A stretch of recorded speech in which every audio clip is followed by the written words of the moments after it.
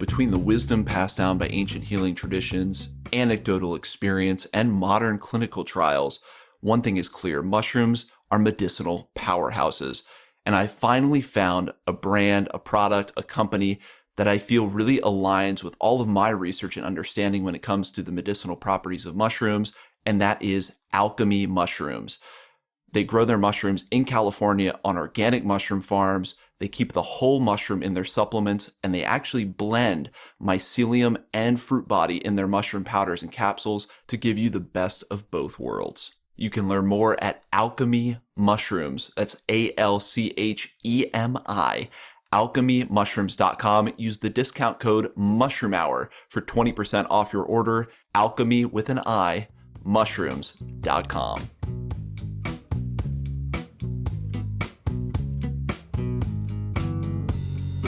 Hi there. Welcome to Mushroom Hour. Today on Mushroom Hour, we have the honor of being joined by Jacob Alvarez. Jacob is an amateur mycologist focused on dialing in cultivation methods for Fistulina hepatica, the beefsteak fungus. He started the Beefsteak Culture Collection Project last year in 2020 and has been collecting samples of the mushroom since early 2019. In May of 2020, he made a significant breakthrough and successfully cultivated the first ever photo-documented beefsteak mushroom grow on a hardwood bag in the US. He's based out of southern New Jersey, where he owns and operates his farm, Garden State Mushrooms. At the farm, he grows a wide variety of different gourmet mushrooms and continues his research figuring out better beefsteak cultivation methods. Beefsteak mushrooms are an intriguing mushroom that can be eaten raw. They resemble meat in appearance, and they even bleed. The cultivation of the beefsteak mushroom can add tremendous value to the mushroom market for small mushroom farms, and Jacob passionately believes the time to grow this mushroom is now. I'm excited to hear insights as to how to cultivate this mushroom and maybe be inspired on how to not give up on ideas, even when things can go very, very wrong. Jacob, thank you so much for joining us on the Mushroom Hour.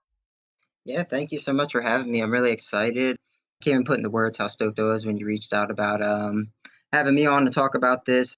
Yeah, I really like what you do with the Mushroom Hour. You had my buddy Tug on before, a bunch of different people that I know, and just a great resource for people in mycology. And I'm hoping that this conversation can inspire some people to maybe grow some beefsteaks. Man, I am super honored to add you to the list. I saw your work. It was actually only this past year that I found my first ever beefsteak in the wild. It was a huge, beautiful beefsteak mushroom, and I had to research like what to do with it. And that's actually where I stumbled on your work, and I was just blown away Nice. because I didn't think this mushroom could be cultivated. And here was this wizard doing just that. So yeah, I'm excited to get into it all, man. But like I like to do with all my guests, let's start off with how you really like discovered mushrooms, kind of how you got on your path, and you can just highlight key events or give us the whole story, whatever you want to do. But just how you got on your path of working with fungi and mushrooms. Totally. So I was never really into mushrooms most of my life, which is pretty ironic. It was only within like the last 7 years I was really like into it. The way I got started commercially cultivating is we live really close to Kennett Square, Pennsylvania. We live about an hour and a half, and I don't know if you're aware of Kennett Square, Pennsylvania, but they produce like 60% of the USA volume. So I was doing a lot of traveling out there and just noticed something going on out here that wasn't portobello's. I knew about the Hmm. portobello's, the whole Garicus thing, but I started finding other mushrooms like piapinos and lion's mane. That was the first time I've ever seen that, and I was confused as to why it wasn't available in southern Jersey when it's only an hour and a half away. So that kind of got me really intrigued about, well, there's all these mushrooms I don't know about. Why aren't they grown here, and why does no one do it? And that kind of sent me down the rabbit hole of, well, I'm going to be the guy in southern New Jersey that introduces all these specialty mushrooms to people that they're not going to know what they are, but we're going to build that market and connect people to that. That's kind of what got me started, was just being blown away that portobello's wasn't the end, because I never really liked portobello's or anything. I never really liked mushrooms at all. Then I started eating some lion's mane and the piapino and the maitake, and I was like, oh, this is something different. And that's kind of how it started. I think a lot of people find that. Someone I was just talking to said when people tell me they don't like mushrooms, You have to say, no, you don't like agaricus, or you Can don't buy like whatever. spores. Yeah, you don't like whatever you've been trying in the stores. You hmm need to see what mushrooms Yeah, are all about. totally. So you Some had that moment. Domino's buy spores. Yeah, exactly, exactly. And you're right near the mushroom capital of the world, or mushroom capital of the United States. That didn't click until now. Well, then I guess why beefsteak? Because you're talking about cultivating lion's mane, pia pino. Those are gourmet Mhm. mushrooms that people grow. But why did you decide to try to grow Fistulina, or maybe it's Fistulina, hepatica, the beefsteak fungus? What was it that stood out to you as why you needed to grow it? So yeah, there's two stories there actually. So we could talk about the when I discovered it part first, Yeah, because that'll lead into some irony as to why I'm so obsessed with it.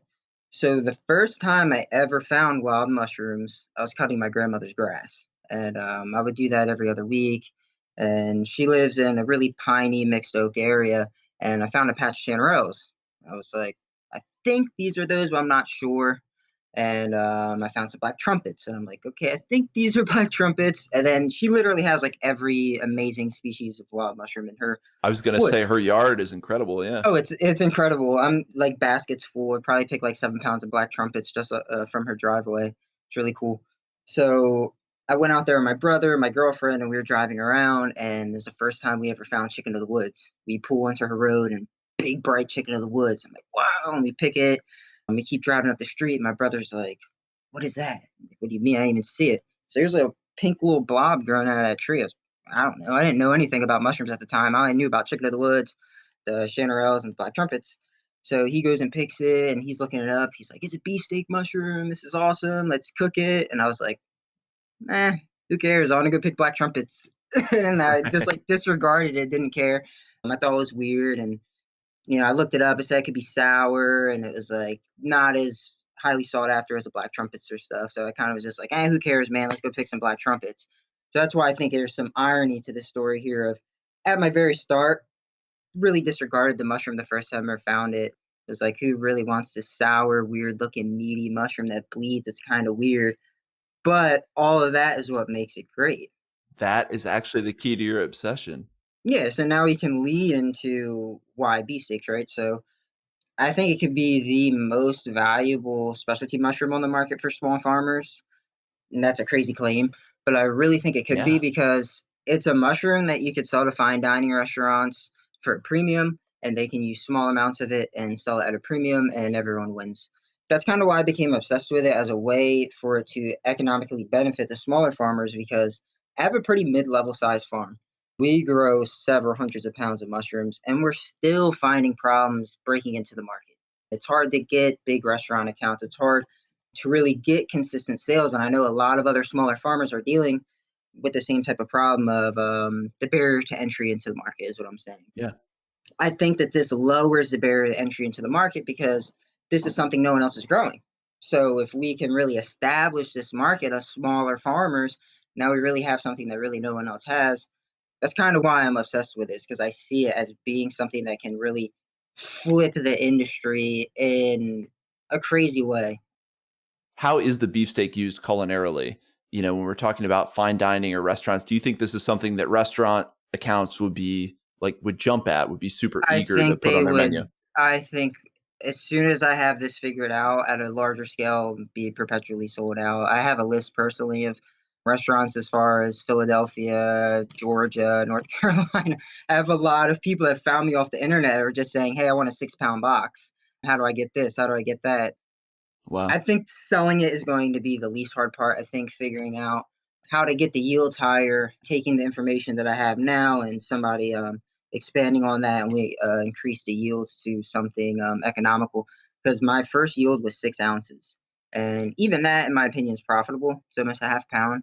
Restaurants aren't serving much of it, maybe an ounce, 2 ounces, a couple pieces at a time. That's how we served at the restaurant last year in Philadelphia. It was a raw application. It was just sliced and liquid seasoned and eaten like that. And it's delicious. Everyone loved it. Something cool and unique. So here's this amazing exotic mushroom that can only be wild foraged, has some Exactly. amazing dining applications. So then how did you start your search? Because obviously you want to find the right strain, basically the right specimen to hmm start with you're going to start into commercial cultivation. So when did that start? This task of like sourcing the right beefsteak strain? So August 2019, I probably found five of them, and one of those five was growing on an old rotting stump. Most of the time, we're finding them on standing oaks.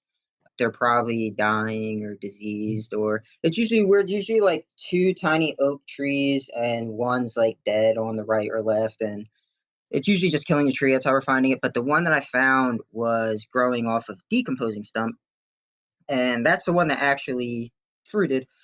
Is one growing on decomposing stump. So let's fast forward to 2020. I put the word out to everyone. I said, hey, I have five cultures from 2019 that I think are good because I did all this research in 2019 with growing them. And I'd make like 50 bags at a time, 50 bags at a time. And it would just pin like crazy. And I never understood what was going on. It pinned, nothing happened. It was the most frustrating thing in the world. Have 50 bags of just pins. Didn't Oh man. understand what was going on. I was trying to wrap my brain around it. Then I had one bag, fortunately, which was like in a darker part of the room. It did a little bit better. And that one like started to form a pore surface in my grow room, but then aborted. And that was kind of the peak of 2019's collection and experiments was just like bags of masses of pins, like the entire bag. So fast forward to 2020, walking the woods with Tug, who one of the people you had on before, great friend of mine. We do a lot of foraging and business together. We were doing some foraging for all different types of stuff. We have this super like secluded area right down the street from my farm, which is huge. And there's like wild blueberries, black trumpets, all this crazy stuff. So we're walking around and I look at the floor and I'm like, I think that's a beefsteak. And it was really old, like so old that if you don't know what they are, it just looked like an old rotted something. But I pick it up and I just like scream in excitement, beefsteak. And he looks back, he's like, what is that? And I'm like, dude, it's a beefsteak mushroom. So that led to finding 50 pounds of that mushroom right in that Oh wood my line God. throughout the season multiple times. Like we constantly went in there pulling out mushrooms, pulling out mushrooms, pulling out mushrooms. I put on Instagram, hey, I have a spot where I'm finding a lot of these. If you ever seen this, please send me a sample. I've gotten samples from Pennsylvania, some people in New York have samples for me. It just went everywhere. I even had people from like Austria hit me up for beefsteaks, Brazil. It really just went crazy and like it took on a world of its own and people really got behind it and were like, hey, I have samples for you, I have samples for you. Next thing you know, I had like 50 samples of this mushroom. And yeah, I'm down to about seven that work out of those 50. But that's the power of the amateur community, right? People pick this It's up insane. online. It's They're great. suddenly flooding you with samples. I Now you love it. have this like bag of genetic diversity to pick your strain from that you wouldn't have had even, even in that area where you got 50 pounds. You Hmm. could never hope to have the same diversity as all these people sending you in samples. And actually, to take a step back, tell us what you know about beefsteak in terms of its physiology, life cycle, ecology, habitat, all that good stuff. Will give us the basics of beefsteak. So for me, not like the sciencey guy, like to break down the features of the mushroom and all that. I'm more of just like a Right. how do I put this? I'm the guy that knows what to look for and I just clone it in the lab. I'm known for like making really good clones and doing clone work. So that's why I tried to take on this project. But I could say is that if you can find oaks, you're gonna find beefsteaks because where we're at in New Jersey, it's all oaks. It's all oaks. Like literally, it's pine barreny in the pine barrens, but other than that, it's all oaks: pin oak, willow oak, white oak. We don't really have a lot of red oak, but all the different species of oak trees are really good. They're usually going to be at the base of the tree. Typically, they're usually not a mushroom that grows off like a shelf. Usually at the base of a tree. You can find them anywhere from single fruitings or like flushes of five or so. The most I ever found on a tree was nine. And it was like a Oh stack my of like beefsteak pancakes. It was cool. There was nine of them just like clustered in and stacked up. The season starts here around late August. That's the peak of Okay. it. It's like late August. You can start finding them, mid August, but it's peak late August, and that'll last until late September. Are they wood decayers? Is that what they're doing to the oak trees? Yeah, I'm pretty sure that they're parasites. That's like Huh. what the main function of them is because I've heard a lot of people expressed confusion of how is this mushroom fruiting off of a hardwood bag. I thought it acted as a parasite. And it does typically. That's why I said earlier that that 2019 sample I've had, I think, was acting as a saprobe because it was growing on decomposed oak stump and not a living oak tree. So I don't think it's a hard mushroom to find. I really don't. It's supposed to be rare, but it really likes any type of oak tree. Not completely dead. That's where you're gonna find like chicken of the woods, the ones that look a little more like they're done. But yeah, if you could find one that's looking a little weak, any of those oaks that I named, pretty sure. And I'm sure it's the kind of thing, once you find it a couple times, you start getting the feel for the habitat. Just one of those things out foraging where That you is the know, okay, weirdest I'll thing. probably find beefsteak here. Mm-hmm. Yeah. That is the weirdest thing. Yeah, if anyone's ever found them, I always like open to take people out. So if anyone listening to this never found them, let me know and we'll go out. I took one of my friends Raymond out from Ohio who never found one, and we walked out of the woods with 10 pounds. It was Oh man. awesome. Jacob is dialed into the beefsteak. So then fast forwarding us again. So you started the culture collection project. People are sending you in cultures worldwide. What were the steps you took then in cultivating? And maybe this is something that started even back in 2019 Hmm. with those experiments. But as much as you want to reveal about that cultivation process, details like substrate, what you've learned Hmm. about how they respond to light, nutrients, all that kind of thing. So there's a lot of different stories in that question, I could say. So there's a lot of people involved too. So basically, I kind of made like the gladiator battle of cultures, right? I was very cutthroat in the way I evaluated these things. Beefsteaks are really prone to bacterial contam, especially from wild cloning. That's usually the problem you run into. And even with cultivating it, it's just I've talked to other people about it, and they're like, every time I've cloned it, same thing. So it's just prone to that. The same way I guess like kings are prone to bacterial blocks and stuff like that. What I started doing was just using simple substrate or simple agar recipes, nothing fancy, because you need a baseline. You don't want to start with like fancy stuff and go from there. So I kind of Right. just, just normal agar, just either malt or PDA, the potato dextrose, and just ran everything like that really simply. And out of those, I think I ended with I had like 45 samples. The ones that didn't take off, I cut them out of the cycle. I didn't even bother to try and, well, what additive will help. It didn't matter. I only kept the ones that went. And we're down to like seven that are really, really good. And the reason I know they're good is because they pin on agar, which is a test that you can do to see if it even is worth the time. Because some don't pin on agar. Maybe I'm dead wrong about this guess, theory, hypothesis, whatever. But in my opinion, they are so responsive to light that if you have a culture that's not pinning on agar, it's not going to fruit. Because out of the 45 samples, only seven of them respond to light. And that OG culture is insanely sensitive to light. And it was only recently, back in like February, when I had stuff in incubation for that May harvest, that I paired that together. I was looking at old pictures and I'm like, why are these just pinning like crazy? And I thought of cordyceps, and I'm like, cordyceps are extremely responsive to light, and you have to dark incubate them. What if you have to dark incubate this? So I kind of just made a bunch of bags and I threw them in the room. And I'm like, if these grow, they grow cool. I'm not going to check on them for 2 to 3 weeks. And if they're contaminated, I don't care. I'm not even going to look at it.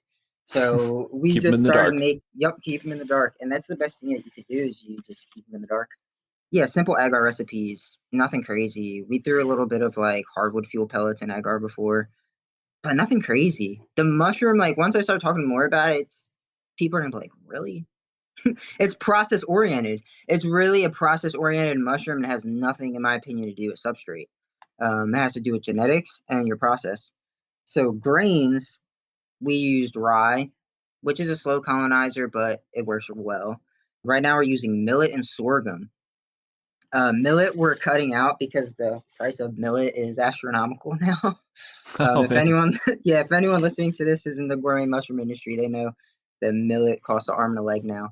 So sorghum and rye. That I mentioned sorghum, I have to mention Courtney from Mycolop out of Minnesota. He's been really key in this project, figuring everything out. He's the one that figured out You add a little bit of hardwood into a liquid culture, and it's extremely the growth is extreme. And it sounds nuts because it's like, well, don't you have to suck the culture out and you have wood going in the syringe? It's like, yeah, that is a problem, but we're going we're in the experimental phase of things now. We're just trying to figure out what works, not what works well or Yeah. works easy. So yeah, he's produced, in my opinion, the most spawn of this mushroom in America ever. I like making claims like this because they're controversial and crazy, but I think they're true and they hold water. This guy's made so much spawn for me, it's unbelievable. I can't even put a number on it, but we've been cracking at this thing for so long. It's been about 8 months together that we've been collaborating on this, and we found out a lot of stuff that doesn't work. They hate Masters Mix. Hmm. It just doesn't work. Like it just doesn't work. Like Masters Mix works on like everything, not everything, but a majority of stuff. And yeah, it doesn't work on that. Doesn't like oat bran. It doesn't like certain brands. It likes the wheat bran. That's what I'm saying. It's a really simple substrate. It's hardwood and wheat bran that it likes, not at high ratios. And that's what we really figured out. I was gonna say I was waiting for some like mystery spawn or Not at substrate all. that, So and it's really simple. Yeah. it is really simple. The spawn rate, the higher the spawn rate, the faster colonization. Low spawn rate is not good for this mushroom. I will say that. So if you do batch this mushroom, you do have to go heavy on the spawn. And we're trying to figure out, right, where we're at now is what do we have to increase to raise the spawn? Or what do we have to increase to decrease the spawn? So does the brand have to go up and the spawn come down? Does the we're just trying to figure out, is it a different type of maybe beet pulp or something else that we could do and decrease the spawn because we're using a pretty high spawn rate to get these results. And when you say spawn rate, that means the amount of spawn you actually have to put on your fruiting substrate Yep, to get something to work. Okay, so obviously, from the economics, you want to minimize the amount of spawn you're using so you could take a exactly. spawn jar and make as And stretch many it. actual Hmm. fruiting blocks as possible. Exactly, and most of the times you can make quite a bit of fruiting blocks from, let's say, like a 6 pound bag of spawn. But with this mushroom, you really can't make that many bags. So Wow, that's really that's interesting. that's what we're trying to figure out because if we can figure out this next step, now it's basically in the commercial market. I mean, I don't think we're really that far away. I've been at this for about 18 months and already harvested 6 ounces. So I think another 18 months, it won't be an issue to harvest 16 ounces or 8 ounces or something like that. And especially, people listening to this, if I say something that causes them to click and they're like, oh, what? And then who knows what's going to happen once people hear this? They're like, oh, it's really that simple. Like maybe there's someone out there that's trying all these crazy things, and it's really just simple. Maybe this will help simplify the mystery, and I still can't believe it. Well, what was really cool to me before the interview, you said you wanted to try to make this, something where you're kind of coming open source with what you've done, what you figured out about the mushroom. So, in looking through this, I know you said you made some bold claims there, but I've never heard of anyone really trying to work with beefsteak as a cultivated mushroom. In your research and looking through this, all the stories, I'm sure you have people coming out of the woodwork to tell you about their experience with it. Has this been something that's done before? Did you stumble upon the works of someone like maybe a research paper or a book or something where someone's really gone in on this mushroom? Or at least for what you found, have you guys been kind of pioneering a lot of the work and discovering through experience?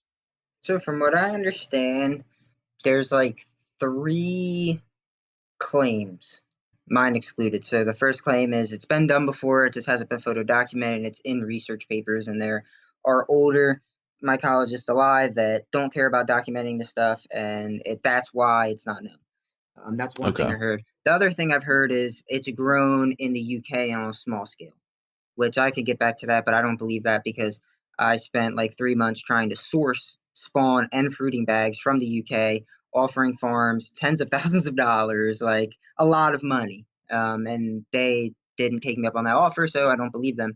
And the last person is Ryan from Terrestrial Fungi, his buddy in Poland, Christoph. He's done it. He does it like casually, from what I understand. He sent me a picture, when was it? Like a couple months ago, and it looked awesome. His looked a lot more like bloody and meaty. and he's doing it a lot smaller of a yield, it seems, maybe like a Mm, 2 or 3 ounce yield. It was a really small mushroom, but yeah, he's definitely doing it. But that's in Poland. My claim specifically, USA first on a hardwood bag that is documented. Yeah, right. so from what I understand, this is a pioneering moment for things.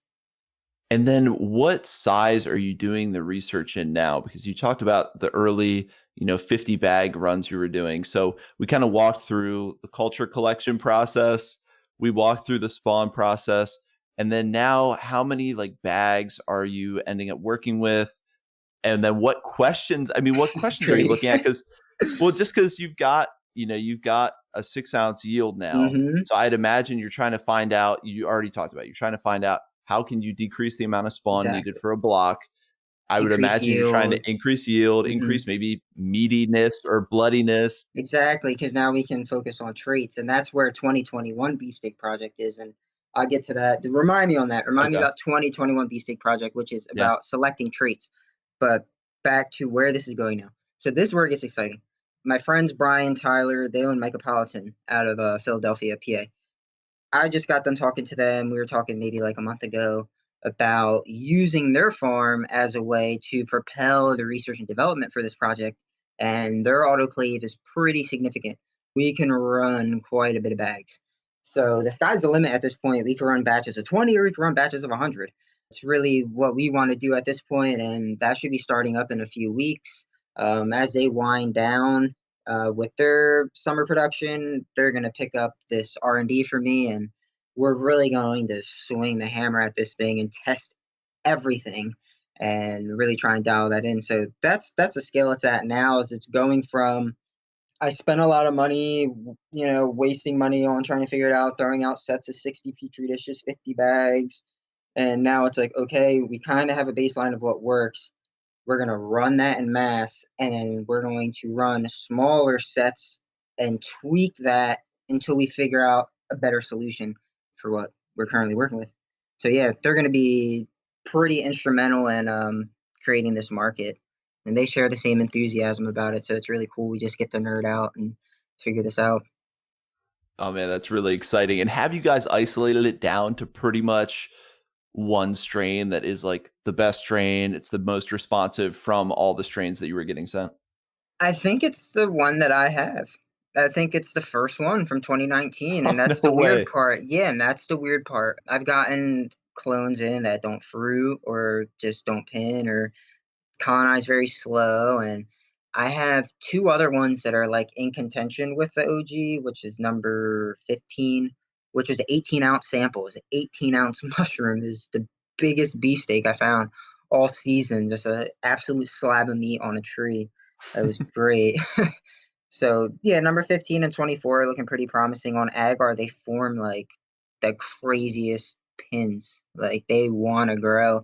And I've had some issues in the grow room with them forming like huge blobs, but then like messing up the conditions and a lot of failure is what I'm saying. There's a lot of failure behind this project that I don't display because Right. that's not the point. The point is to Because show why would what's you? what's going right, and what's working out. But yeah, there's a lot of stuff that not working out, but those three seem to be the best out of all of them.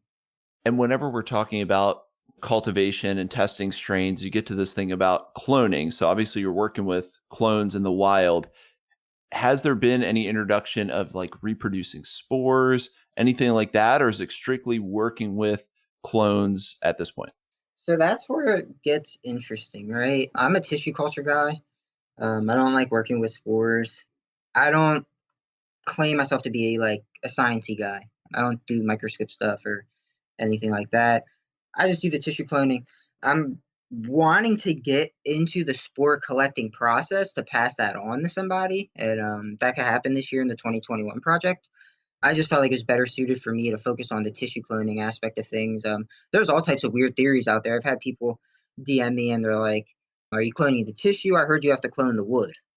And I was like, "That's strange. I don't know why I'd have to clone the wood, but okay." So apparently there's like processes that say you have to clone the wood. So I don't know if that's just misinformation or works for someone or what, but I've just been cloning, right? So you harvest the mushroom right off the tree. rip it in half, and where the tube surface meets the top surface, there's a triangle. It's a perfect triangle. And you just take that out, and that usually works. If that doesn't work, then you just do the base. But they clone well. You get the bacterial content, but they clone pretty well. To answer that question, heavy on the tissue cloning, but have an interest in collecting spores to pass it off to somebody into breeding that can really hammer away at that, because I wouldn't even know where to begin. I could throw spores on agar, right, and do that, but that's kind of, I don't know. That's why I don't want to mess with it. That's the reason I asked the question, is because I know so little about that actual process of breeding other than Same, like the fundamental same. concept of what you're trying to get Hmm. at. But I was thinking that would be because I know when you work with clones and you have clones on clones, sometimes they They can diminish. lose. Yeah, Hmm. exactly, over time. So I wondered if that was something you're worried about. Where I'm at and what I think is interesting is that now we have on the market, right? It's not being sold, but it's something that I do have and that could be sold, is a cloned cultivated culture. So I cloned the beefsteak that grew. And as far as I know, that's a first. Most mushroom cultures on the market came cut from the wild, cloned in the lab, and sold. This one was off of a tree in the wild, cloned, grown, harvested off a hardwood bag, and then cloned. So I think this one might actually be designed a little better to grow indoors because it's always been indoors. On hardwood, it's been like Yeah, quote unquote exactly. trained on that substrate. Yeah, like the memory or whatever is there, or we would think. And I have to know, like, have you gotten anyone maybe in the academic sphere, other people in mycology? I mean, I know you've had a lot of collaborators along the way, but has anyone reached out to you about this project that you were just like, I don't know, blown away by, or someone took an interest that you would have never expected about this project? Because it seems like really groundbreaking to me. I was shocked that you found out. I was like, holy, what the heck? You found out? That's cool. But no, I mean, I don't think anyone knows, honestly. I don't think I have a big enough even social presence for people to even really know. I mean, there's a few people that are in the community that were like aware off of the post, but I don't know. I talked to like Fungi Mag, but they wanted me to write something up, and I'm trying to run my business. It's hard for me to do that. So Yeah, I totally. sent them an email and I said, hey, I think this is the first time it's ever been done. And she's like, great, we'll feature you. And I'm like, I can't write the article. But nah, no one's really reached out to me about it. Just chefs and restaurants are interested. They're like, what is this? It bleeds. But no, I think it's really, in my opinion, it's kind of been like underwhelming response to it. I thought it would be like, whoa, what is going on? And in the community, people have that way, but in general, it's like I talk to someone that doesn't know about mushrooms, they're like, okay. So portobello. And I'm like, no, no. This is Right, different. right. This is probably the first time it happened, and this could change the meat substitute industry and stuff like That was that. my next thing, is if you showed people the beefsteak, then I'm sure they'd be blown away. Oh, I Like, hey, we did. couldn't grow this I brought before. it. I brought it to one of the biggest farms out in Pennsylvania. So I do some business with pretty large farms out in Pennsylvania, and I brought it out to them to try and collaborate with them, and they just can't do it. They're too big. They're running this. They harvest so many mushrooms. They're not in the business of taking on creating a new industry. They don't need to. You know what I mean? They're selling 100,000 pounds a week. Why do you need to grow beefsteaks? So they were blown away, and that was crazy to me because that's a family that has a presence in Pennsylvania forever, man. They started the portobello industry, literally, like started the portobello industry. And I brought it into them because I do business with them in their retail shop, and I brought it in. I was like, "Have you ever seen this in all your years of growing mushrooms?" They're like, "No, we have not, but it's really cool. It's bright pink. That is awesome." So yeah, I don't know. This is the future, my opinion. Yeah, yeah. Well, and have you found anything, or have you thought about playing with applications of the mycelium? I know that's a contentious topic. I know a lot of people don't like to have anything to do with like mycelium as edible or medicinal or whatever. But have you found anything out about the mycelium? Have you tried to like cook it and eat with it? Does it have any of the same properties? Anything like that? No, I haven't done anything with the mycelium yet. It's really slow growing, so it's kind of like It's hard to precious, venture yeah. off. Yeah, it's just like gold. This stuff could take like 3 weeks. On the fast end, 2 weeks, but typically, if we're rocking 3 weeks, we're happy. We've pushed the limits. We try and over incubate stuff sometimes to see how it goes. So I had a conversation one time with St. Kyle from Far West Fungi, and he was talking about reishi cultivation and how it takes like, a lot of energy for that manifestation to come through, that conch mushroom. So through that conversation with him, it kind of got me thinking of, true, when you see a fully colonized bag, it's fully white. Yeah, it's fully white, but is it really ready? You know what I mean? So I started Right. practicing over incubation and letting it, quote unquote, build the energy that it needs to shoot out the mushroom. Yeah, so no real mycelium use, just like using it for as much R&D as possible because it's just like gold at this point. I would like to get into producing the mycelium to sell to other growers. That's something that I would do for the mycelium. We could batch stuff at Mycopolitan. If people want to get on our list, they could reach out to me, Instagram or somehow, and go on my website, Garden State Mushrooms, and reach out to me through there, and I can sell you spawn. That's something I'm interested in doing because the spawn production part is very specific. You need dark incubation and stuff like that. And you've hinted at that process along the way, yeah, that you need the darkness. The It sounds whole like time. oh, okay. Not indirect light, not but like Nope. dark. Put it this way: if you have it in the dark and you check on it, throw it out. It's just gonna pin. Wow. It's just gonna pin. It's just gonna pin. It's gonna pin halfway through colonization. And now is that the same? So when you're transferring it from spawn to your actual hardwood block, Hmm. do you kind of have to do that in a dark room then, or how does that process work? That process you could do normally, just break the spawn up and do your thing, but those got to stay in the dark. They The got to be in hardwood the dark. blocks do too. They have to be everything. Yeah, you don't want to have your agar out because that'll pin. So you want to keep that in the dark. And then your spawn has to stay in the dark. And yeah, everything has to be in the dark. Insanely photosensitive. So then, so when you're deciding to fruit it, how are you You making have that to call when to commit. pull it out? That's something that you're So that's the testing, I fun guess. part, right? This is the fun part. So maitake growing, right, is hard. Right. A lot of time you let it form the top of the bag and then take it out your incubation, fruit it that way. So that's kind of the same approach I had to beefsteaks, right? Because I don't have a ton of successful maitake growers under my belt, but the ones I do were very specific, and it all depended on selecting the best pin every single time it worked. So I kind of applied that same logic to this of just like, okay, so if you take these things out, they pin everywhere. Now it's really, you're just hoping to select the right one. You have to get it to pin in the dark. Just over incubate it. That's all you got to do is over incubate it. You see it and then you're like, oh, it's fully colonized. No, it's not. It doesn't have pins on it. It's not ready. It needs to have pins on it. It's going to have these white pins, right? These tiny little white blobs. And you want to wait until those get a decent size. Not too big, right? Because if you don't take them out, they're going to get green mold and they're going to die. So you have to wait until a decent size. I would say maybe like half the size of a dime, maybe a dime.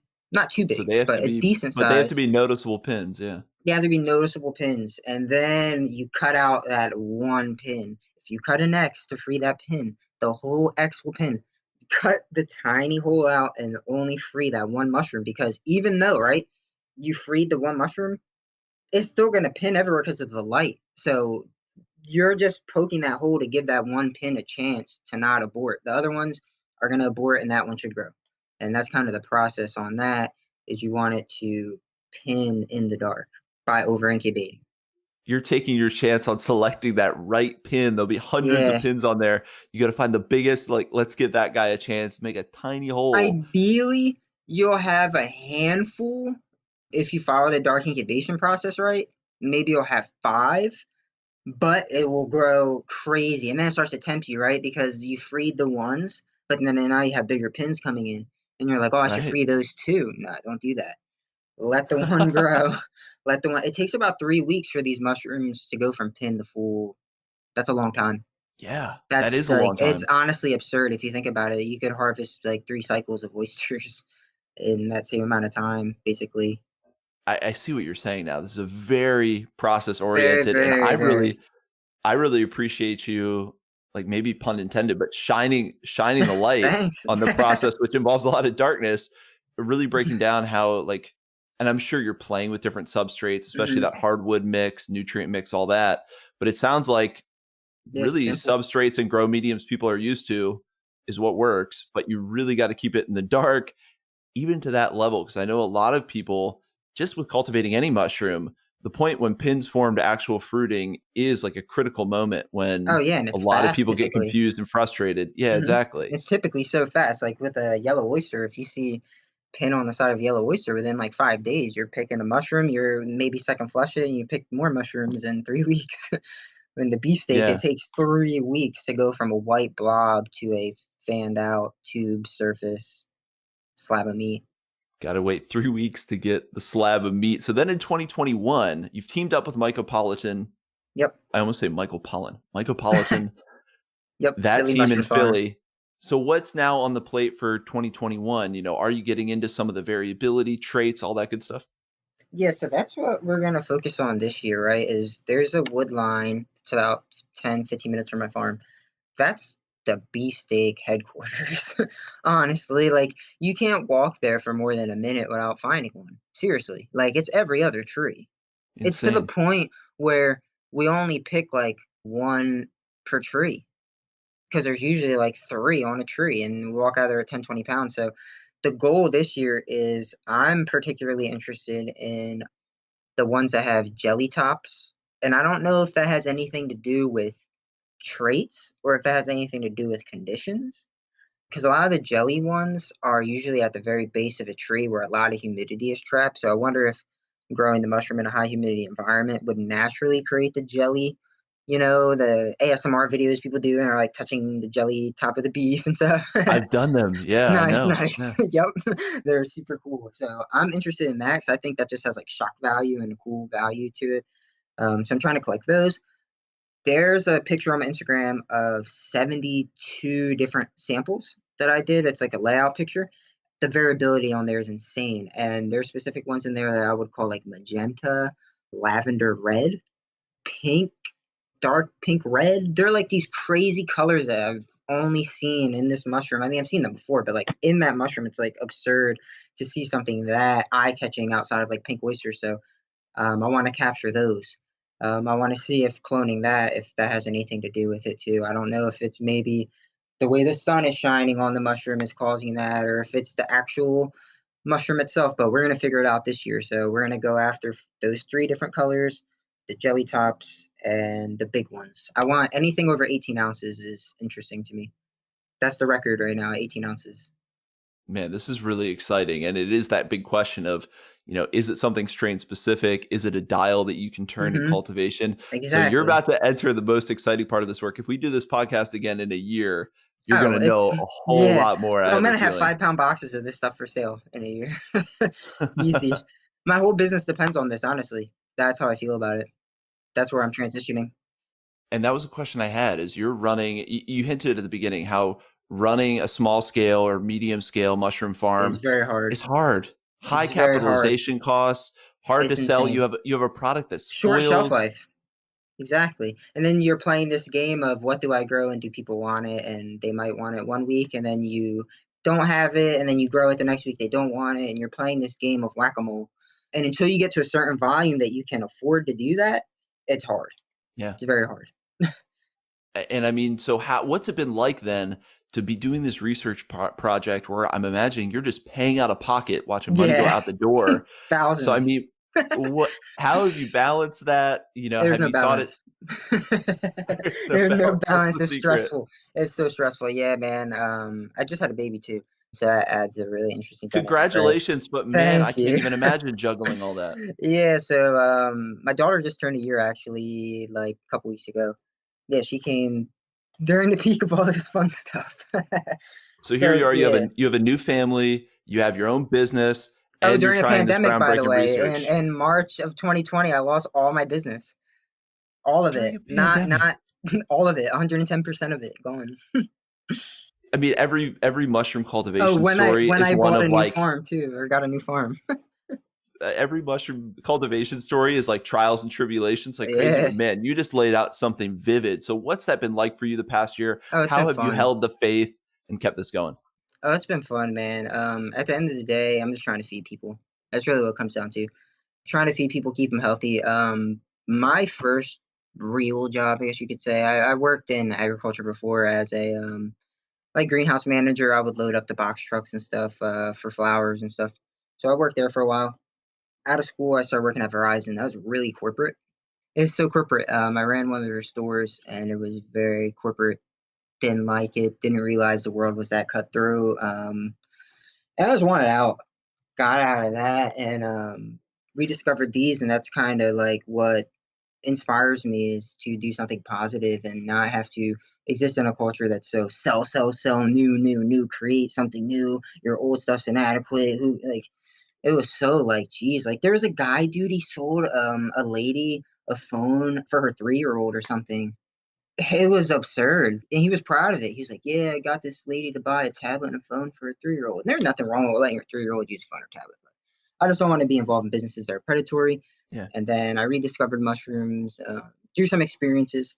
Yeah, and then I kind of just was like, yo, I just got to do this. This is all I want to do. It's something that there's no bad in it. I mean, the plastic production in gourmet mushrooms sucks. That's something, but for 1 minute, let's please not feel bad as small mushroom farmers or people pester small mushroom farmers when there are giant farms in Pennsylvania that their plastic waste in 1 week is your 5 year plastic waste. I think on the spectrum of environmental problems, this is pretty low on the list. And I Yes. know a lot of people bring that up. I just put hmm something on social media the other day for actually Far West Fungi that you just mentioned. hmm And the first comment was, what do they do with all the plastic bags? So definitely something I'm sure every mushroom Oh cultivator yeah, out totally. there is aware of and focused on. And as soon as there's a good solution that still produces beautiful mushrooms and everything, We're I'm first sure on it. Yeah, we're everyone will first adopt on it. it. In that vein, man, what is your advice for people who want to start mushroom cultivating? Because I know everyone, I was the same way. You get into mycology, you learn about hmm cultivation, you have your first grow blocks or you make your first spawn, and you're like, that's it. I'm starting a mushroom farm. You have to figure out what you want. Mm, You have to look in the mirror. You have to have like a philosophical moment with yourself and say, do I like this because it sells for a lot of money? Or do I like this because of a lifestyle that this is going to give me? Because the lifestyle is going to give you is working to death, but you're going to have your free time. You're going to be able to have this relationship with this organism that you're keeping alive and they're keeping you alive. And you just get to be that middleman of the world, right? Because people don't understand mushrooms, but you get to be that person of explain to people that don't have the time to learn about mushrooms or they love mushrooms but don't know that, and you can be that person that brightens their day with a fact or with a cool box or something like that. So you'll get your payoff through those type of moments. You're not going to buy a Lambo, stuff like that. Like there's a lot of people that think that you get rich from this, and you can. I'm not saying you can't. Definitely make a lot of money from mushroom farming, but I think that when you're getting into this, you need to say, what am I doing this for? Because you lose a lot of money in the beginning, a lot, mm, because you have to set up your infrastructure. right. You have to figure out what you want, and then you have to reverse engineer it and go backwards, right? You got to get the customers first. Don't make the farm and then get the customers. Start developing that first. Start talking to people. See what the market wants. Don't put all this money, grow it, and then you're like, oh, what am I going to do? Like, do it very calculated, because I didn't do it very calculated. That's why I'm saying all this. I just said, screw this. I went to Pennsylvania and I bought bags and I made my own bags and I went, and I'm like 60 pounds of mushrooms. I'm making all my own bags. I have shelves of bags I made. I'm shipping in bags. I'm doing all this stuff at once. And it's a fast way to get burned out. You just got to do it very slow and calculated and develop your community around your company and have some morals and standards and create a culture, you know what I mean, where people can learn about this through you. And that's what I recommend, just look at it for the long term of just like this is a very hard industry to break into. There's like huge farms and there's us. So you just got to find your niche. Our niche right now is the CSA. And I recommend anyone getting into small mushroom farming make a CSA. I just made mine in December of last year and I wish I would have did it 2 years ago. Tell us about that. Tell us because we talked a lot about that project. Tell us about Garden State Mycology, the CSA program, and then products where people can find you, all that good information. Because I really want people to go out and support small mushroom farms wherever they are. But I know a big part is first knowing about your local mushroom farm. So tell us about Garden State Mycology. Yeah, we're out of South Jersey, right in Vineland. We service all of New Jersey. That's our region. We do all of New Jersey, and we do the bordering parts of like PA and like Delaware area. That's what we do. We grow a wide variety of mushrooms, like all different oysters, any oyster you can really think of, the lion's mane, shiitake, and stuff like that. But our main thing is the CSA, right? So we offer 2.5 pound boxes and 5 pound boxes on a every 2 week delivery schedule. And our members, they get their own logins. They can access our software and they can custom make their boxes for whatever bi-weekly offerings we have. We try to have at least 3 to 5 different mushrooms available every 2 weeks. And we try and have 12 different varieties over the course of the whole program. And then we try, it's a little difficult sometimes to do this because we're balancing out the farming aspect. But every other week, we try and feature other small local businesses and other small farms that we know. Like we featured our friend Fungi John out of Florida. We carried some of his products, Cassandra, that has cognitive function. We carried some of her products. So we really just use this program as a way to like connect people to this. We have conversations with our members about, what do you like, what do you don't like, and we build that profile based off of that and put notes of. It's just like a really curated experience of like you're getting the freshest mushrooms at the cheapest price on a set schedule, and you're going to learn some stuff along the way and maybe have the opportunity to buy some other niche products that you didn't know about. And that's really the basis of that program. That's why I said that anyone in small farming that is having problems getting sales, that's what you should do. And even if you started with 10 people, who cares? Even if you start with 5 people, you just got to start. I would say, where are we at now? We're almost near 100 people. So Wow, yeah, in two programs. Our first program was 47. So that's what I'm saying. Like, that's amazing. definitely anyone listening to this, do this. And it's direct to consumer, right? So obviously you're Hmm. gonna have higher margins, and everyone's gotta ride that wave right now of mushroom Totally. interest. More Oh, people it's than ever are huge. interested. And so if you It's can be not huge. only their fresh mushroom farmer, but also their line into mycology from someone who's experienced, 1,000,000%. those Perfect people want example. that. I'm dropping off a box to a lady yesterday, right? I'm walking up the driveway and I'm like, no way. That's chicken of the woods.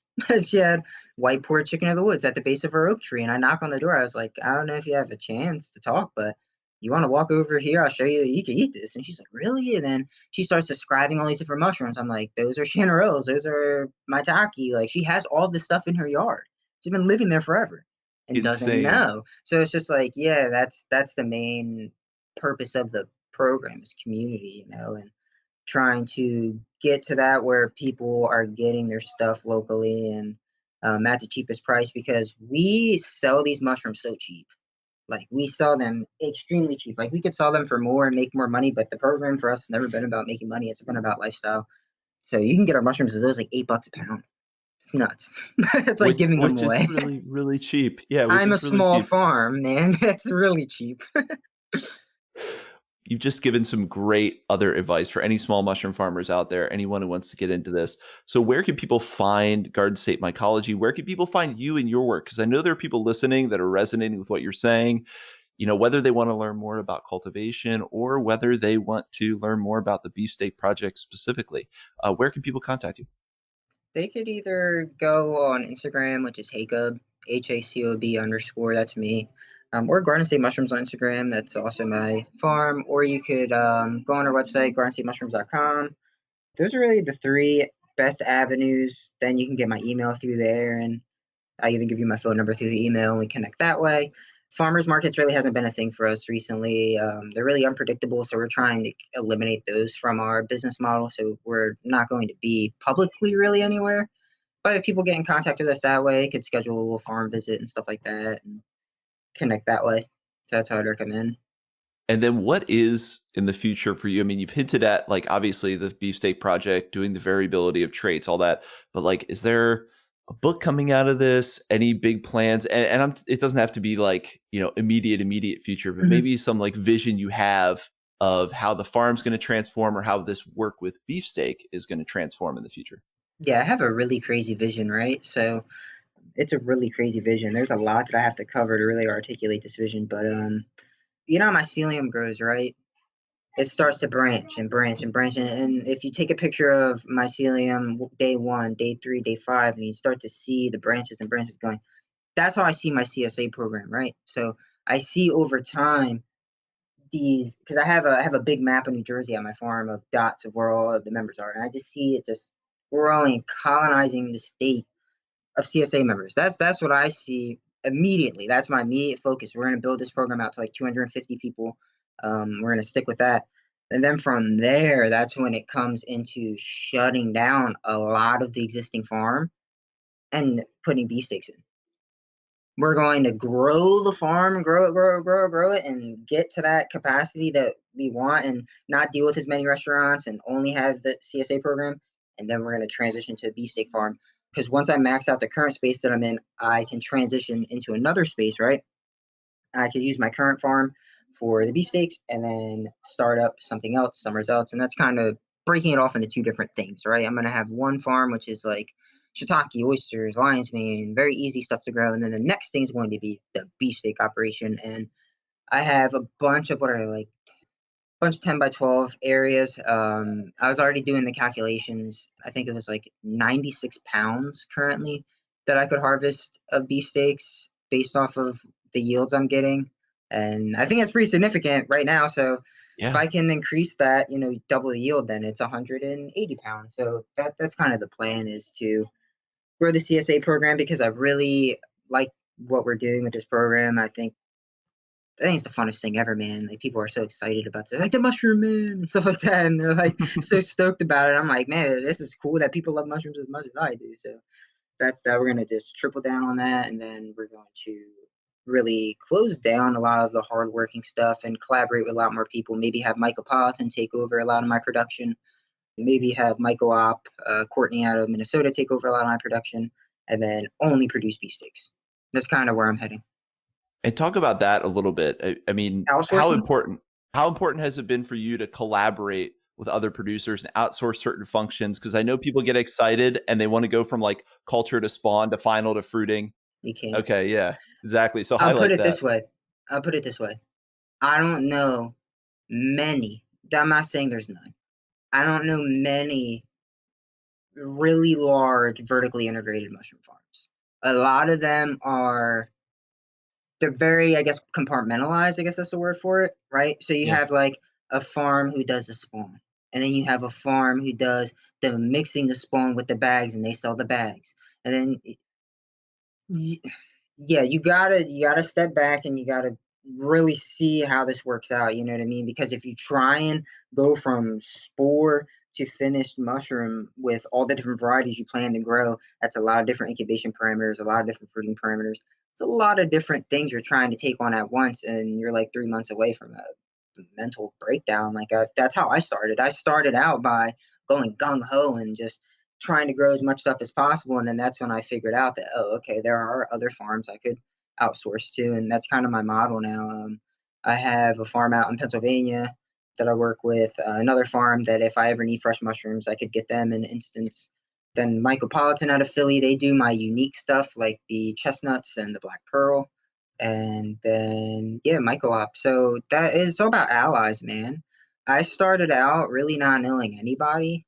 Now I feel like I know everybody. It's a small world, man. Like, we're all connected by like a few people, and never doubt the power of the individual and just do it. Do it logically. Lay it out. Talk to people that know more than you. A lot of people are going to ignore you, and that's okay. I've dealt with that when I first started.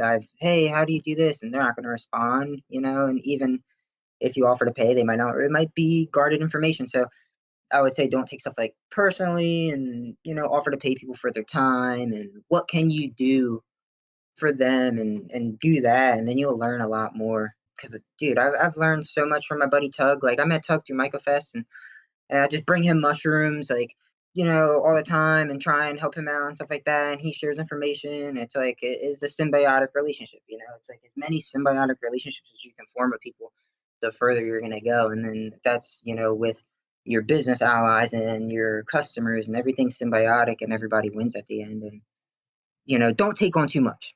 Outsource if you can. I mean, you just laid out a beautiful vision of all these kind of decentralized but symbiotic relationships where not one person has to be the top of like Yeah, mega no, not mushroom at all. corporation, No, which exists, it but this does. Oh, trust me.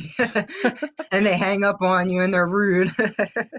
but this example of all these different people mediating their own relationships, forming connections, building Yeah, something, totally. it's really the most sustainable thing. It gets me really excited because I think mycology, the mushroom industry, feels really unique in that way, in that the supply chain is so Dude, the open source. supply chain is so tough. That's why we have a chance as small growers. Like if you look at something like corn, how are you going to get into corn? Corn is corn. That's a you need vast amounts of land, equipment. With mushrooms, you can have a shed. You can have a shed Right. and a pressure cooker and make a business. Obviously there's a lot more to that. You need food safety practices and stuff like that. And I encourage people to look up. I don't know how relevant this is across the nation, but for me, like GAP practices, the good agricultural practices and stuff like that, HACCP plans, hazard and safety plans, stuff like that is super important. Develop that early, develop systems early, and I think anyone can do this. I think the industry has made it seem more expensive and complicated than it is. You read books and you think you need a lot of money. I read a lot of books and I thought it was like super expensive. I had to put all this money and you really don't. You just got to try and develop a system. Get some mushroom buddies. Get some people to Yes. make you some spawn, at least outsource the spawn. Make the substrate bags, outsource the spawn. There are a lot of mushroom farms that basically just focus That's their on whole the fruiting business. process, Yeah, totally. which is totally That's viable. legit. It's legit. Yeah. Yeah, it's Which I legit. think the biggest thing is, it sounds like, is like assess the need, your market area, learn Exactly. the players in that area, and then it just Exactly. never hurts you to develop your own mycology community and basically then distribution network. And that is your biggest value because then you can source whatever you need to kind of feed that Yeah, network. exactly. Yeah, it's literally just trying to get a system in place that works for you and your community. All communities are going to have different needs.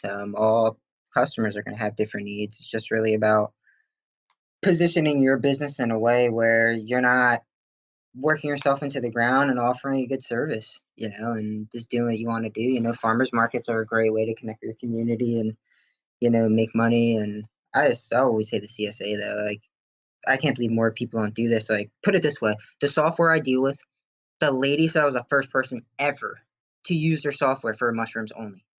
She was confused. I was talking to her and she was literally confused. She goes, "Where are the vegetables?" I said, "What do you mean? It's a mushroom CSA." She goes, "But mushrooms are add-ons."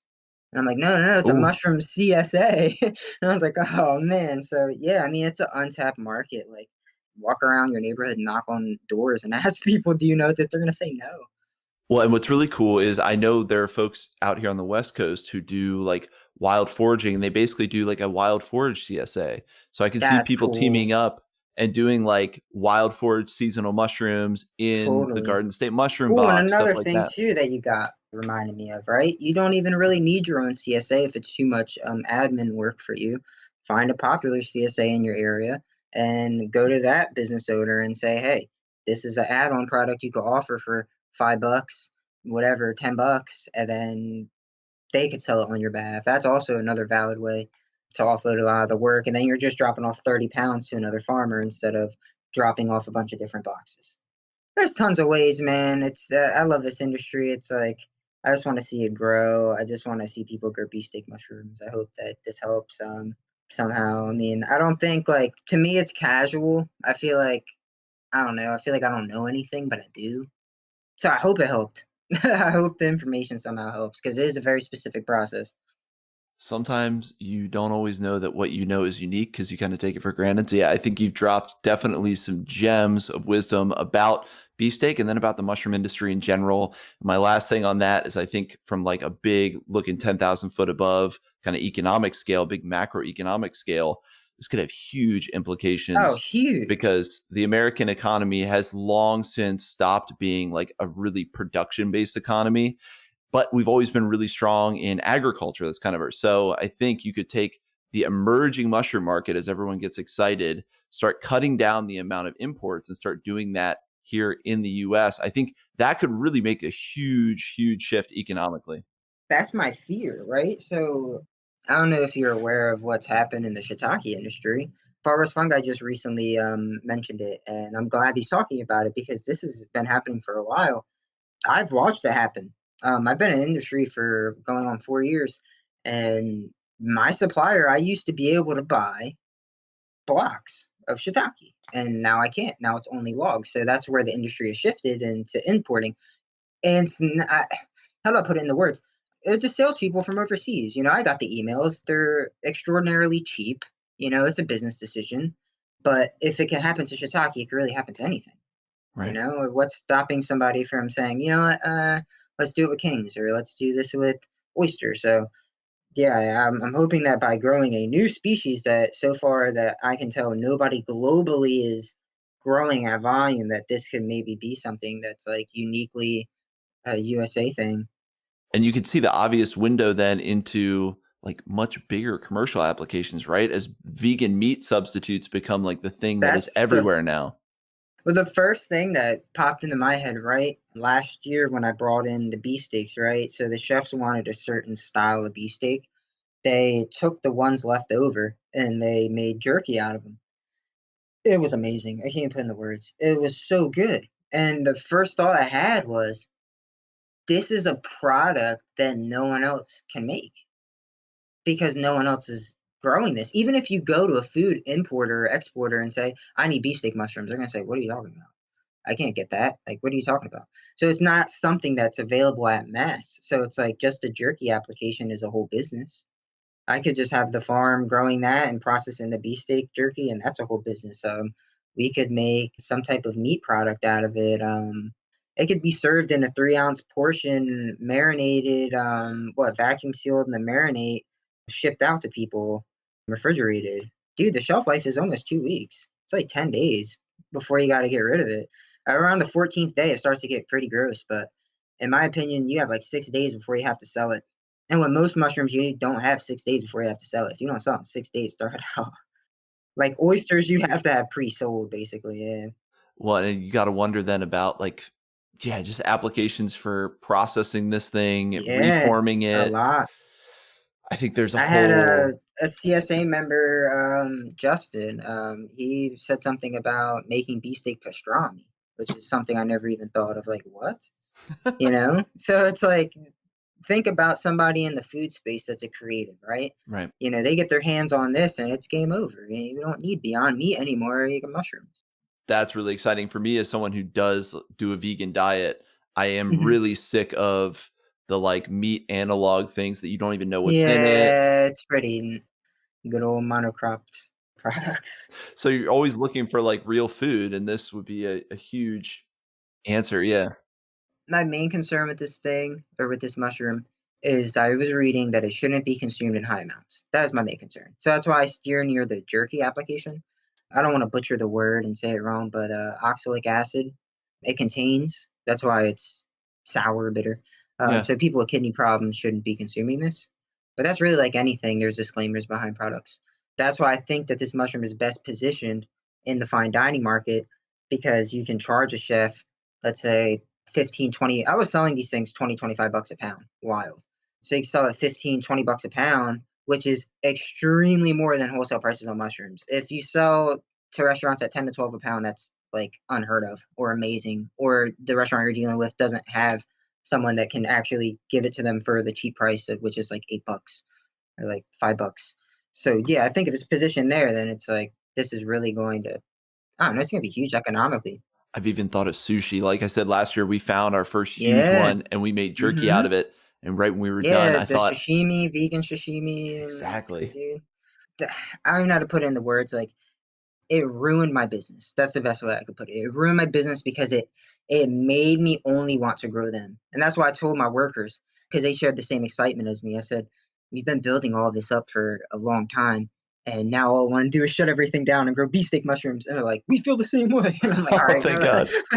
I'm like, "Oh man." So yeah, it's the future. It's like, how do you put it in the words? Like, it's just eye catching, It's like we grow the pink oyster because it's eye catching and pink, right? There's really no reason to grow the pink oyster other than it's delicious, but it grows old in like two But days. beautiful colors. Yeah, beautiful colors, goes old in 2 days. You got to sell it before you pick it, or it's like old. So it's like I think that this at least adds some of that more color to the mix of grow things, and I just want to see like solely farms of this. I would be interested in helping people set up operations of this and trying to grind it away. Because the way I look at it is like I safeguarded the information a little bit up until this point, but I don't care to do that. You know what I mean? Like, what if I get hit by a car tomorrow? Then what? You know what I mean? Not to sound like that, but I'm just saying, like, you never know what's gonna happen. Like, I want people to know how to do this. Is it keep it in the dark? Keep it in the dark, and the fruiting parameter is like 65 degrees, 70 degrees at most. If you go over 70 degrees, it's gonna abort. And you kind of want it humid but dry. And that sounds crazy, right? But if you know anything about maitake growing, you'll know what I mean. Or king growing. You want it humid but dry. And what I mean by that is it's humid, but the air isn't necessarily saturated and there's not a lot of movement. Hmm. Because like maitake's finicky. You don't want a lot of movement. So same thing with the beefsteaks, not a lot of movement. They do not like that much humidity like that. So yeah, 65 to 70 degrees is perfect. They abort like over 75. I learned that the hard way. You've laid out the process for anyone Everything, I to think, give yeah, it a it's basically. go. I I mean, mean, you've made yeah, it, give it a go. and that's why I'm grateful for you to come on, lay out basically the secrets of growing beefsteak here, and like I said, some gems of wisdom about starting any kind of mushroom farm. Went on some tangents and stuff here and there, but hopefully it all had value and hopefully people can apply it somehow. I have a lot of crazy thoughts all the time of just how life really never made a lot of sense to me once I left corporate world. So I kind of just wanted to exist for a cause. Like I don't know how to put that into words. Like that's why I got behind my business. So, like if I can just be in the middle of growing this product and everything else will take care of itself, and you're lining yourself up with nature. That's how I put it. You're lining yourself up with nature. These things have a language. They talk, and if they're unhappy they'll die, and if they can't breathe their stems will grow to the ceiling, and it's a language, and it teaches you patience. And there's so much about mushrooms. It's like zen. It's like it tests you as a person. And everyone listens to this shit. They know, man. They all love mushrooms. We all love mushrooms. That's why we listen to you. And all the different topics you have. It's great. Well, I think you just elucidated really well that it does working with mushrooms, especially in this capacity where you're intimate, hands-on, does feel like it's putting you more in alignment with that universal force that It really creates is. everything. It's like you are aligning more with it as you get more familiar with this organism, and it's putting you more in tune with the natural world. And I know a lot of people can find Yeah, themselves yeah. in exactly what you said. Some like I don't even know how to put in the words. Like to some of us don't have a choice. That's the way I can put it. Yeah. Some of us don't have a choice. My first supplier was 123 minutes away from me. I was born 123. One of my first deliveries was the same distance away. Like all these 1, 2, 3 moments. I'd be doing a very important inoculation as soon as I'm about to start. What time is it? It was 12:03.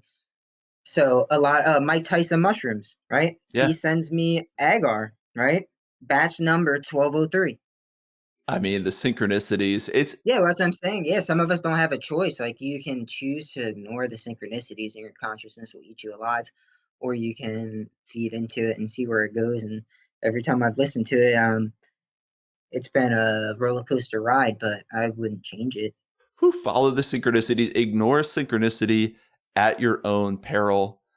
And I think so Yeah, many people end up I working with can't. mushrooms get the same thing. I love that. I love that because I love hearing how somehow working with mushrooms enhances people's spiritual connection, which I think is Oh, it's deep. I mean, if we really want to get deeper, we could get crazy. I don't like to talk about any of the crazy stuff, but I've had some moments with these things, and I don't have a choice. They told me to grow them. I don't have a choice. I literally was told grow these things.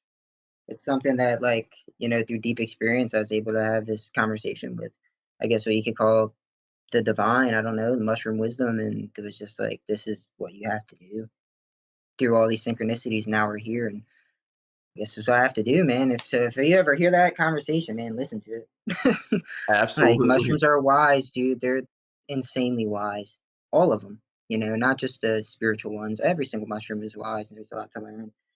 Yeah, I don't know what else to say. This has been so fun. Yeah, well, I appreciate you dropping the deep insights. I think everyone has had that experience of connecting with that more than human consciousness, and it does something. And I think that's why so many people know that is kind of our last hope to shift human societies. Oh, 1,000,000%. It's not going to come from a government or a corporation, or it's going to come from another organism showing us the way. 1,000,000%. Everyone listening to this is already, they know what we're talking about. They know. They know. And if you don't know, just keep going with the mushrooms. You'll know. They're so important. Doing so much in nature and for our health. And Well, that's beautiful, man. And actually, that gets to the heart of a lot of questions I was just going to ask. So I'll run through the final three questions that I do with all my guests. And the first one is just a mushroom you love and why. And I think we've talked a lot about beefsteak. So if it's another one besides beefsteak, a mushroom or fungus that you love and why. that's really hard to really, I mean, because for me, in that question is multiple questions because I cultivate and I forage. So cultivating, I like kings. They're hard. They're hard to grow well. That's all I can say. They're easy to grow with giant caps, but to get their very thick stem, the desired thick mushroom, it's very hard. You need a high CO2 environment, and you're probably going to get blotch. So that's my favorite cultivated. Wilds, I think it's black trumpets. I really do. Oh no, I lied to you. I'm so sorry. It is not. It is the beef bouillon bolete. There we go. Boletus powder rosea. Yeah, that one is poof. That's too good.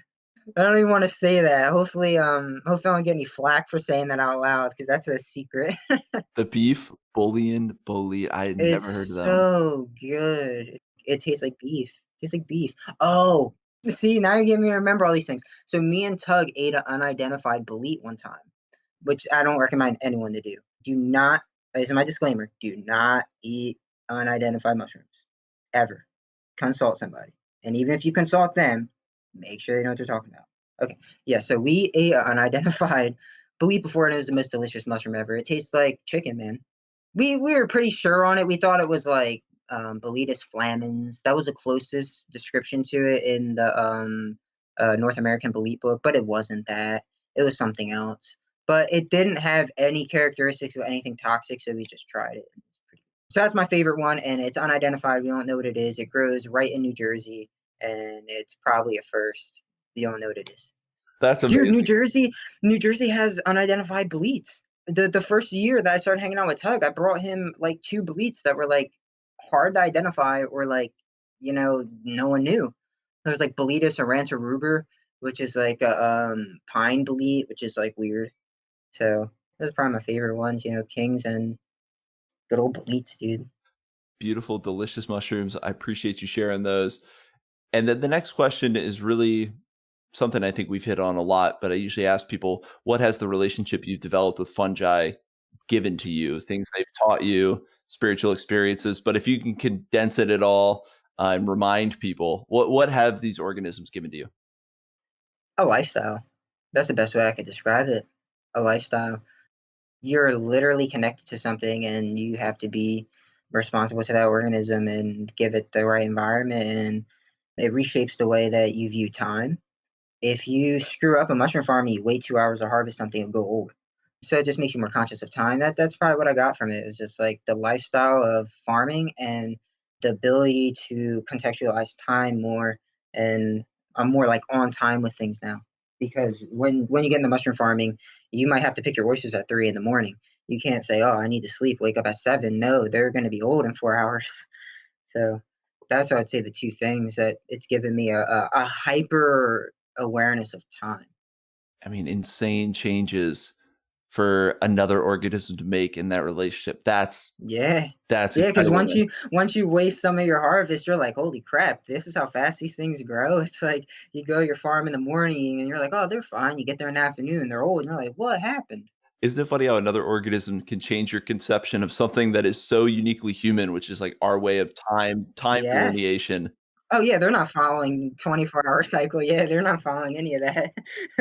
That's incredible. And then the final question is, when you look forward, again, something we've talked about, but when you look forward into the coming decades as Western modernity, kind of world society develops our relationship with fungi and mushrooms more and more, how do you hope we see, or what kind of benefits do you hope we see from that? How do you hope society shifts? And this can be anything for like changing the nature of how we interact with each other? Whatever vision you have, how do you hope mushrooms change us? I just hope we start paying attention more. I guess that's what I could say. I don't know how it is in the West Coast, but in the East Coast, people have like 7 different species of mushrooms in their front yard and don't even know about them, but then go to Whole Foods and get charged $40 a pound for them. And they're in their front yard.